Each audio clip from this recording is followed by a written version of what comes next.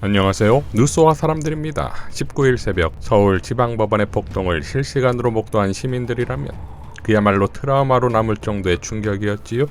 천대엽 법원행정처장은 입장문을 통해 일부 시위대 난입 사태는 법치주의에 대한 전면적인 부정이자 중대한 도전으로 절대로 일어나서는 안 되고 용납될 수도 없다.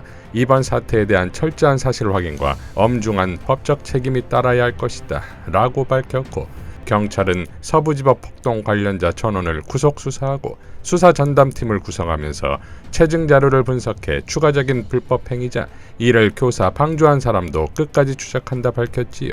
또한 구속영장을 발부한 차은경 판사에 대해 신변보호 조치에 들어갔습니다. 이호영 경찰청장 직무대행은 이번 사태는 법치주의에 대한 중대한 도전이다. 폭력 사태와 관련된 극우 유튜버까지 철저하게 수사할 예정이라고 밝혔습니다. 자, 결국 이번 폭동 사태는 완벽한 자살골이지요. 전 국민이 목도한 이번 폭동의 정점엔 당연 정광훈이 있다고 생각되는 것이, 당일 국민저항권을 주장하며 지지자들을 서부지법에 집결시켰고 폭동이 이루어지는 가운데서 지속적으로 나온 단어가 국민저항권이지요. 변상욱 대기자는 다음과 같이 밝혔습니다. 대법원의 국민저항권에 대한 해석은 저항권은 헌법기본 원리에 대한 중대한 침해, 헌법 존재 자체의 부인, 다른 합법적 구제 수단의 불가 상황에서 국민이 자기의 권리와 자유를 지키기 위하여 실력으로 저항하는 것 라고 판시하고 있다. 현 상황에서 국민저항권은 헌법의 기본 원리인 삼권 분립과 입법권을 무시하고 친위 쿠데타로 내란을 획책한 윤석열에 맞서고자 할 때만 타당하다. 국회의 정상적 입법, 표결이나 법원의 판단, 판결에 맞서 사용할 수 없음에도 정광훈 총공말만 믿고 난동이라니 라고 일갈했습니다. 자, 결국 정광훈을 체포해야만 하는 상황을 정광훈이 만든 꼴이 아니겠습니까? 또한 최상목도 있지요. 이번 폭동 사태를 보고도 내란 특검을 거부한다면 최상목은 내란 동조에 더불어 정광훈 동조가 되는 것 아니겠습니까? 민주당 김성애 대변인은 다음과 같이 밝혔습니다. 윤석열 내란 일당과 정광훈 동조 세력에 경고합니다. 폭력을 불사하며 국론을 분열시키려는 폭거를 당장 멈추십시오. 내란 선동에 더 이상 관용은 없으며 법의 엄정한 심판을 받게 될 것입니다. 최상목 권한대행은 내란 동조 세력의 난동에 단호하게 대응하는 것은 물론 내란 특검법을 즉각 제거하십시오. 중립을 가장한 내란 동조를 국민께서 더 이상 용납하지 않으실 것입니다. 내란 잔존 세력에게 분명한 공권력의 위험을 보이기 바랍니다. 극우 세력의 난동은 국가의 위기를 부추길 뿐입니다. 주동자와 난입폭도 그 배후 세력들을 모두 검거해 법의 심판을 받게 하십시오. 다시는 내란 세력이 나라를 흔들지 못하게 해야 합니다. 라고 밝혔습니다. 김요한 목사도 다음과 같이 밝혔습니다. 눈 떠보니 선진국이라던 나라가 한순간에 아수라장 후진국이 되었다.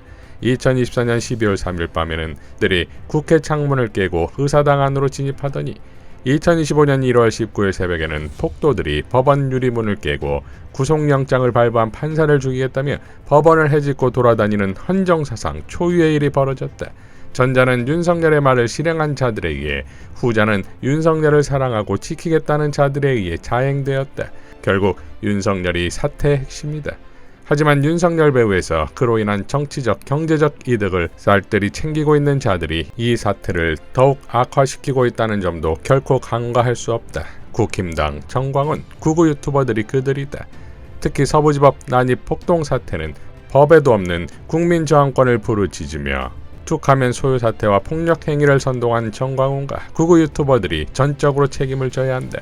정광훈은 어제도 서부지법 앞에서 국민저항권을 부르짖으며 구치소에 수감 중인 윤석열을 무단으로 구출하자고 군중을 선동했다. 사법당국과 수사기관은 당장이라도 이들 내란 옹호 세력을 체포해서 엄한 처벌을 내려야 한다. 그래야만 더 큰 불행을 방지할 수 있다. 두 눈을 부릅뜨고 최상목을 지켜볼 것이다. 이번에도 공권력과 소유 세력들에게 둘이 서로 안 다치고 알아서 사태를 해결하는 식의 개뿔 뜯어먹는 말을 할 것인가? 라고 일갈했습니다.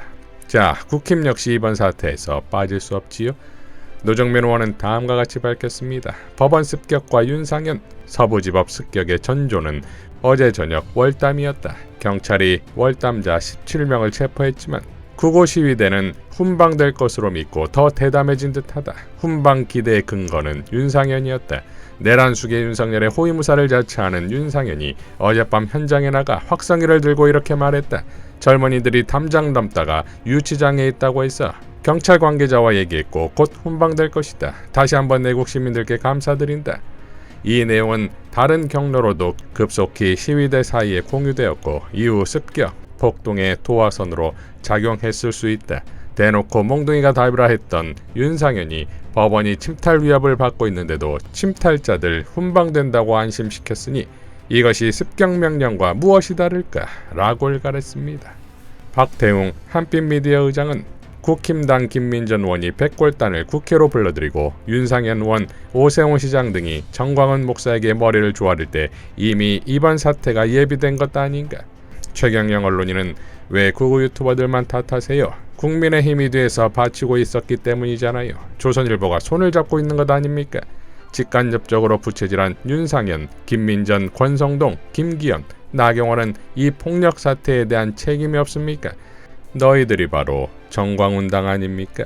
정광훈과 국민의힘은 일심동체가 맞지요. 한두 달 뒤에 아니 당장 다음 주부터 또 중도 확장이라면서 저 폭력배와는 다른 듯 가면 쓰고 입에 발린 소리 할 거 분명하지만 그래도 우리는 속지 않습니다. 그런 식으로 정치하고 언론하는 너희들이 개돼지일지언정 우리는 개돼지가 아니기 때문이지요. 라고 포효했습니다. 하성수 변호사도 다음과 같이 밝혔지요.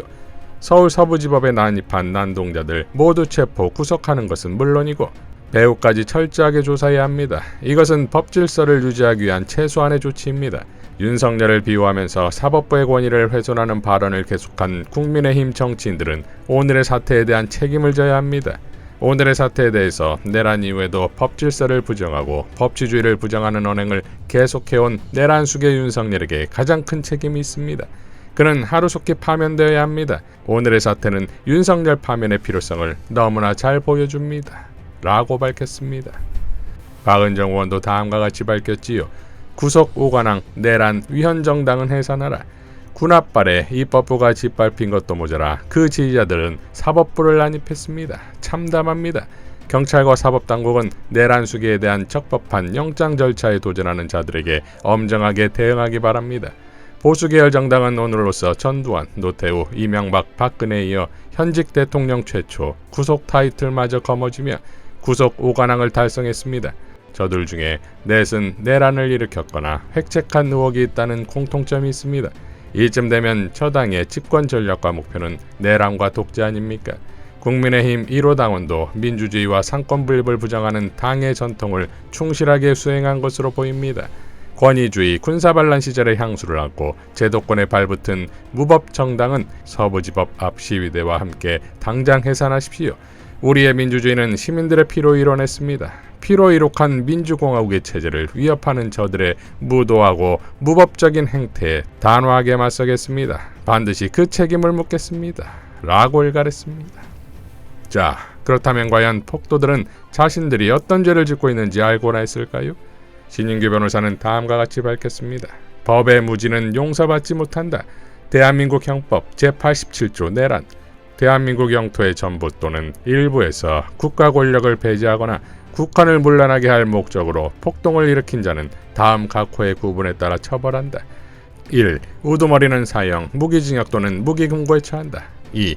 모의에 참여하거나 지휘하거나 그 밖의 중요한 임무에 종사한 자는 사형, 무기 또는 5년 이상의 징역이나 금고에 처한다. 살상, 파괴 또는 약탈 행위를 실행한 자도 같다. 3. 부하 수행하거나 단순히 폭동에만 관여한 자는 5년 이하의 징역이나 금고에 처한다. 제91조 국헌문란의 정의. 본장에서 국헌을 문란할 목적이라 함은 다음 각 고일에 해당함을 말한다. 1. 헌법 또는 법률에 정한 절차에 의하지 아니하고 헌법 또는 법률의 기능을 소멸시키는 것. 2. 헌법에 의하여 설치된 국가기관을 강압에 의하여 전복 또는 그 권능 행사를 불가능하게 하는 것. 제115조 소유, 다중이 집합하여 폭행, 협박 또는 손괴 행위를 한 자는 1년 이상 10년 이하의 징역이나 금고 또는 1,500만 원 이하의 벌금에 처한다. 경찰은 모든 공권력을 총동원하여 내란 및 소유죄를 단숨에 제압해야 한다. 명백한 내란이다.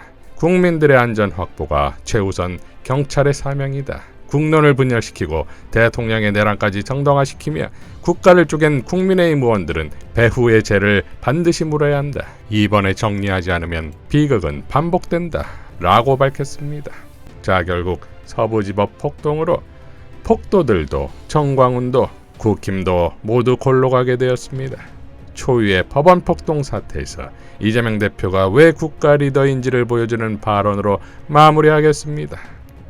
오늘 새벽 벌어진 서부지방법원 난동 사태는 사법부 체계를 파괴하는 결코 용납할 수 없는 행위입니다. 국가가 해야 될 일이 크게 세 가지가 있는데, 그 첫째는 국가 공동체 전체를 지켜내는 안전보장, 안보입니다. 두 번째로 중요한 것은 이 국가 공동체 내에 합리적인 질서를 유지하는 것입니다. 그 셋째가 공동체 구성원들이 함께 잘 사는 세상을 만드는 것입니다. 그런데 오늘 새벽에 벌어진 이 난동 사태는 국가 공동체 질서를 유지하는 사법체계를 파괴하는 민주공화국의 기본적 질서를 파괴하는 행위입니다. 어떤 이유로도 용납할 수 없는 행위라는 말씀을 드립니다.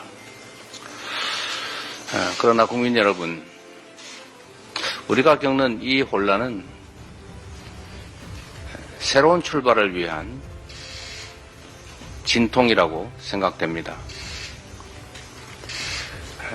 지금의 이 혼란상도 우리 위대한 국민들의 힘으로 반드시 극복할 것이고, 그 결과로 희망 있는 새로운 세상을 향해 우리가 뚜벅뚜벅 나아갈 수 있을 것입니다.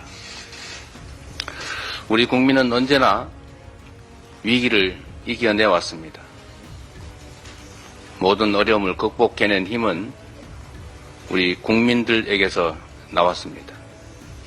지금까지 그랬던 것처럼 앞으로도 우리 국민의 저력으로 잠시 잃었던 어둠을 걷어내고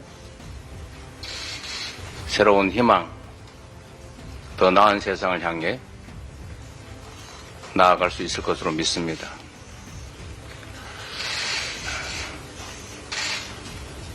참 안타깝게 이를 데 없는 일입니다만,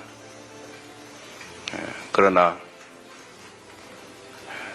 이 고통조차도 새로운 성장의 원동력으로 쓰여질 것으로 믿습니다.